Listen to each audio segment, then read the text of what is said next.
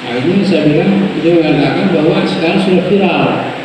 Saya coba kirimkan itu. Ternyata saya baca WA-nya itu.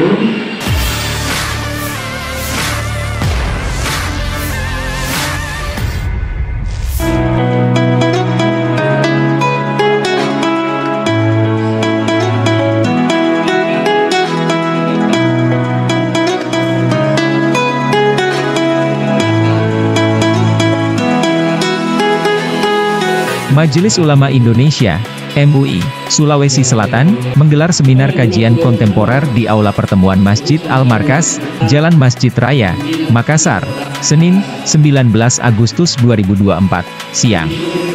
Seminar kontemporer ini terbilang unik lantaran mengangkat tema tentang yang saat ini ramai diperbincangkan netizen atau warga dunia maya, hodam dan eksistensinya dalam Islam. Kajian yang menggandeng Bank Syariah Indonesia, BSI, itu, dihadiri oleh sejumlah pengurus MUI dari kabupaten, kota serta perwakilan Muhammadiyah dan Ormas Islam lainnya.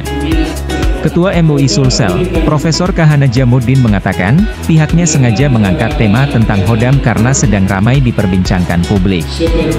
Bahkan, dirinya mengaku sempat mendapat pesan WhatsApp dari warga luar Sulsel yang menanyakan terkait hodam tersebut. Kami dari Majelis Ulama sangat-sangat berterima kasih atas kerjasama ini. Mudah-mudahan kedepannya khadimul ummah, pelayan masyarakat. Jadi apa saja masalah-masalah yang dihadapi oleh masyarakat, yang masyarakat merasa bingung masalah ini biasa merujuk ke MUI.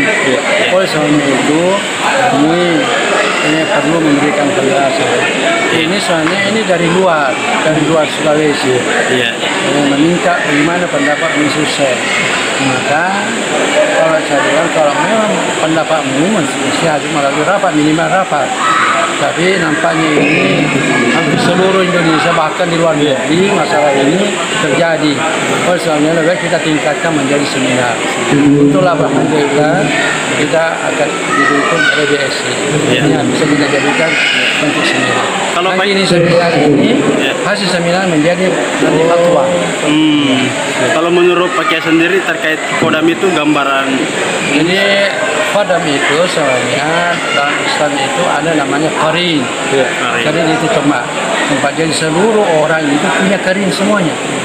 Jadi sering orang melihat ada orang ini tapi ada juga tempat yang lain itu qarinnya.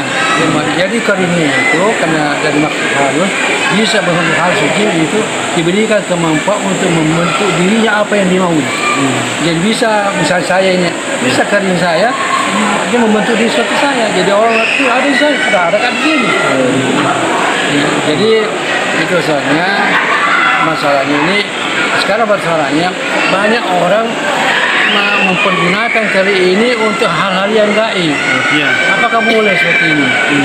Jadi misalnya kita melihat bahkan ada ulama-ulama wallahu alam karena Nabi sendiri mengatakan saya punya qarin. Tapi qarin saya jadi Islam. Dia bisa mengganggu saya. Suatu dia istrinya Aisyah ada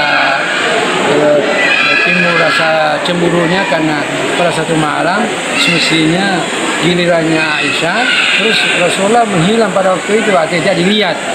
Akhirnya dia merasa cemburu. Suatu dia datang, Rasulullah mengatakan kepada Aisyah, apakah datang setamu, qarinmu, kenapa kau memperlihatkan ada gejala kurang bagus? Apakah seperti ini tidak merasa cemburu kepada kamu kalau misalnya terjadi jadi dia nanya apakah datang setamu kata qarinmu? Berarti Aisyah kata apakah setiap orang punya qarin, punya setan yang bisa mengganggu? Kata semua orang punya. Aisyah bertanya lagi sampai Rasulullah juga punya, saya juga punya tapi qarinku masuk Islam. Jadi umat ini harusnya seperti apa? Jadi umat ini harus hati-hati. Dia harus hati-hati dengan qarin ini karena ini namanya setan, makhluk halus. Karena Nabi katakan ada yang baik, ada yang tidak baik. Jadi harus kita hati-hati.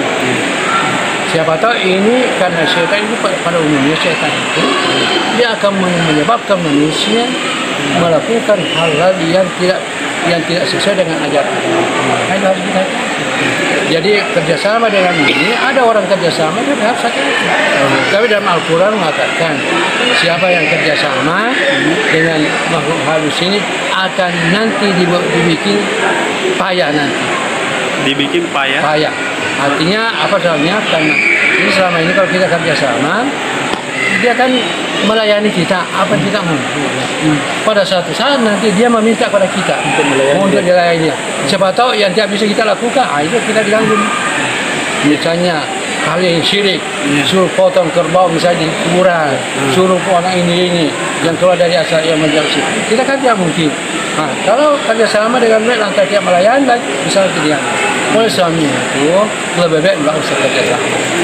Nggak usah kerjasama. Nggak usah dengan kerjasama dengan makhluk halus begitu ya. Al-Quran mengatakan nanti akan dibikin payah kamu kalau kerjasama. Tapi kita menghindar. Download Tribun X sekarang, menghadirkan lokal menjadi Indonesia.